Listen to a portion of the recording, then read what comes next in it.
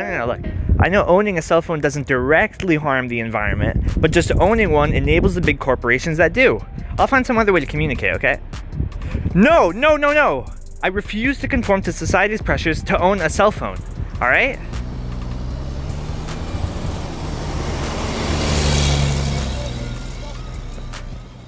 Hey, hold on. Some self-centered idiot is about to get a piece of my mind.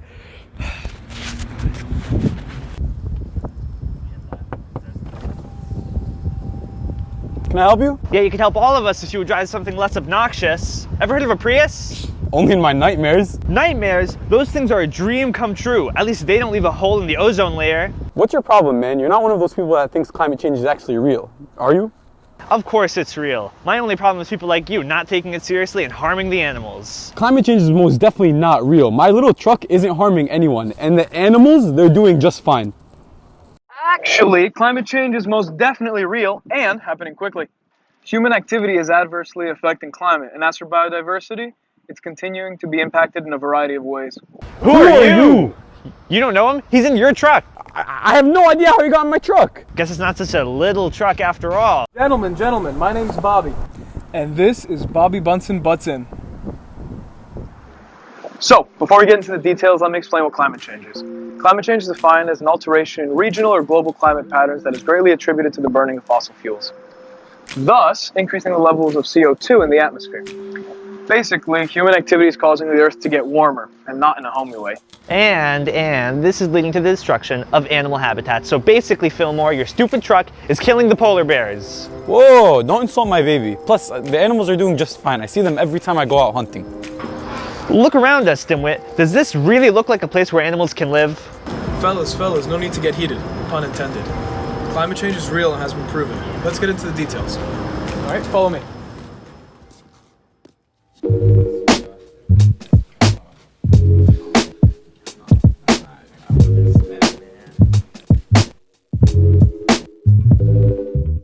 Scientific studies have shown that global temperatures have been increasing over the past couple years.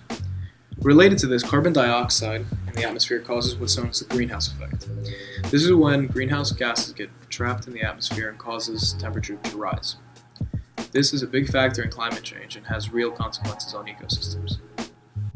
Exactly. This is what I've been saying. I've tried telling him before, but he just doesn't listen. Hey, don't jump in just yet. That's my thing. As I was saying, climate change has a very real impact on habitats and biodiversity. Wait. What's biodiversity? That's a good question. Biodiversity is the variability of life on Earth and in ecosystems. Basically, biodiversity is a term that is used to encompass all life on Earth, and that includes their habitats. Look, man, even if I were to believe that climate change is real, there's no way it's affecting animals and their habitats. Like, these deer are always in my backyard ruining my landscaping. Oh my god, you are certifiably insane. Global warming is killing the animals, and it's people like you that are causing it. Okay, relax. Stop attacking me, bro. You're just one of those crazy green guys trying to push your beliefs and agendas on me. And you know what, another thing. At least Well, I guess I should have popped in earlier, but better late than never. Alright, boys, let's take a step back and break it down. What the heck, bro? Not cool, man. Give us a warning next time you pull a stunt like that. Where are we? How? So yeah, climate change is real, and it's affecting animals in a variety of ways. Changes in anything from environment to landscape can cause what scientists call range contractions. Hold on, an arranged contraption? That sounds pretty made up to me. I bet scientists are just working on fake stuff like this to make a quick buck. Not arranged contraptions, range contractions. And by the way, grant money's for research, not Porsches. Anyways, these changes alter where an animal can live, and when these habitats shrink, that's referred to as a range contraction. Oh, okay. So it basically means that their habitats are getting smaller? That's right. When animals have a smaller space to live in, they interact more with each other, thus leading to changes in their ecosystem. This is the main driver in changes in biodiversity. I mean, all the animals are just going to go extinct. Who knows which one's the next to go? Let's be a little less dramatic. Different species are going to have different reactions to climate change. Let's visit my friend at the Center for Knowledge in Biology and have her explain more.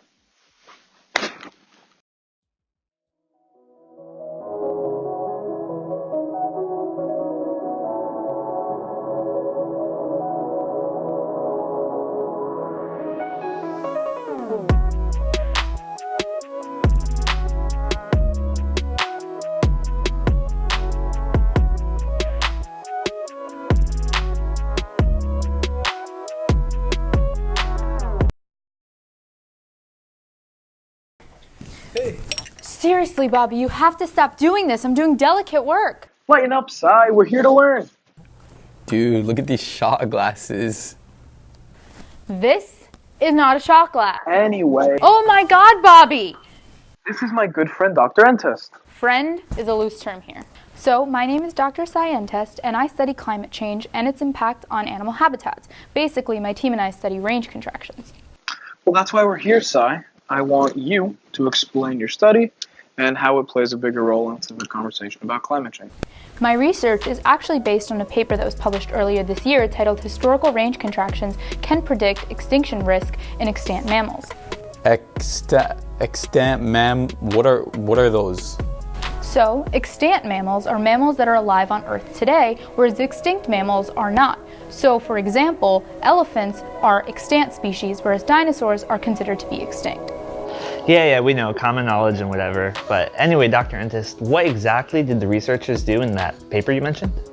Well, in the paper, the team went over models for 4,645 different species, pulled current stats from the IUC, and Bobby, pay attention! And they also analyzed it to model previous occurrence data. Range contractions were calculated by finding the difference between the ranges now and 21,000 years ago, divided by the range 21,000 years ago. That was a lot at once. I'm well versed in science, and even I don't understand. That was a lot. Let's break it down.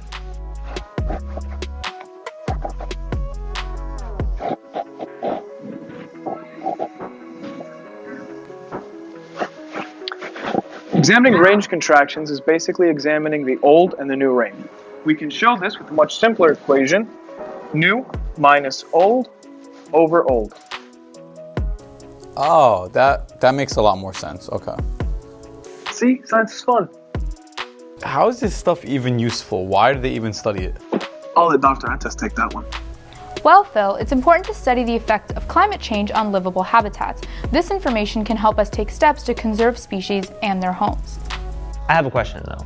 How were you able to analyze all that data? But keep in mind, I'm an avid reader of scientific literature. Well, we ran computer simulations and divided the species into two groups. We eventually used the t-test to analyze... Let's keep it simple, Doc. So, the scientists chose over 2,000 species and used a computer simulation to mimic past conditions. They then placed the species into two groups, threatened and non-threatened. The t-test Dr. Entest was referring to determines if the differences between the two groups is due to chance or not. They could do all that? Interesting. What did they find in the end? What did you expect that they found? Everything is bad while the animals are going extinct and your stupid truck is going to kill us all. Well, not quite. I agree, there are many factors at play here. In fact, hey, Bobby! To explain the details of her paper, let's bring in Christelly Borges. She is the author of Historical Range Contractions Can Predict Extinction Risks in Extant Mammals. Hi, Christelly. Can you please introduce yourself to my friends, Phil and Hugo? Hi, my name is Christelly Borges. I am an ecologist, and I am currently a PhD student. I am a macroecologist. Well, Christelly, it's great to have you on the show today. Before we get into it, can you just quickly tell us about your motivations for your study? So I started researching on this topic, and I did not find many papers that tested this hypothesis. And the papers that I did find did not make a straightforward link between past climate change and current extinction risk. So I understand that climate change is real and it's affecting most of the world, but what are your specific conclusions based on your study? Well, overall, we found that most mammals benefited from climate change and they were able to expand their geographical areas of occupation, which justified their status as non-threatened species.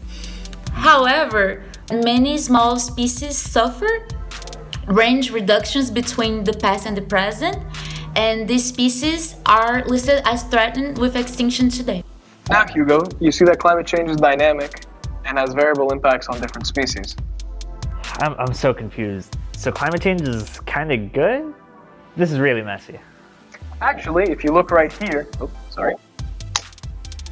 mammal species can actually benefit from climate change. For example, the wild boar has survived past extinctions, thus proving that it's more resilient than others. Ah, see? And it just so happens that the wild boar is my favorite animal. So you're telling me that climate change is not 100%, completely, absolutely, utterly detrimental to every living species on this planet?